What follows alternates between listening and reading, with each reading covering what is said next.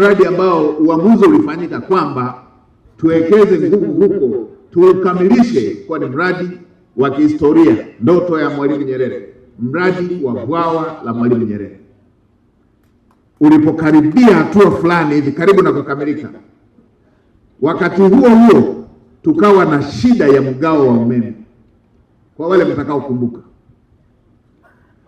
likaja wazo kwamba itafutwe mitambo ya kukodi. Mheshimiwa Rais akasema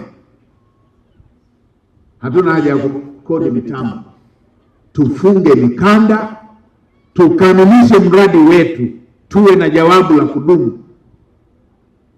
Tukapewa maelekezo, na mimi kwa sababu wakati ule nilikuwa kwenye kikapu nakumbuka, baadhi ya miezi malipo ya certificate zile, ili kuweza kuhakikisha mradi ule unakamilika ndani ya muda mfupi, ilikuwa ni takriban bilioni 400. Mradi ule umekamilika. Hivi tunavyoongea tayari uzalishaji wa umeme kutumia bwawa la Mwalimu Nyerere umeshaanza na umeshaunganishwa kwenye gridi ya taifa.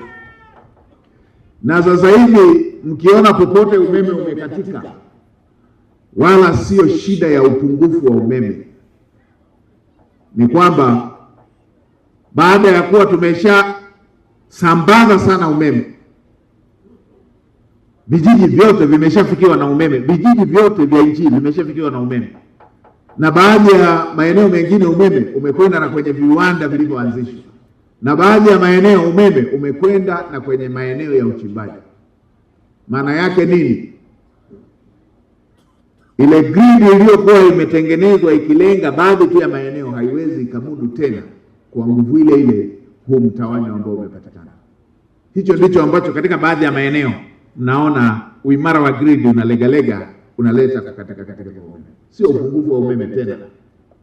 Hata hivyo, wakati utekelezaji huu unaendelea, maandiko ya kitaalamu yalionyesha kwamba kutakuwa na tatizo la aina hiyo. Mheshimiwa Rais akaelekeza uanze kutekelezwa mradi wa gridi imara unaogharimu zaidi ya trilioni 1.1, mradi wa gridi imara ambao utaenda kumaliza ile tatizo la kunesanesa kukatika kwa umeme. Nimepitia miradi kadhaa ya gridi imara. Moja niliweka jiwe la msingi pale Mkata, ambao unaleta umeme kwenye wilaya hizi zinazokuja ukanda huu. Lakini ipo na miradi mingine, jumla ina thamani zaidi ya trilioni 1.1 kwa ajili ya uimarishaji wa gridi ya taifa. Maana yake nini? Maana yake tulipoanza kutekeleza miradi hii, kwa kuwa kikapu ni kile kile, ni lazima katika baadhi ya maeneo utekelezaji wake ungeslow. Nimetaja tu moja wa bwawa la Mwalimu Nyerere, lakini mingine mnaijua pia ambayo ilishafika asilimia kubwa, ambayo ilihitaji kuweka nguvu kwa mara moja ili iweze kukamilika.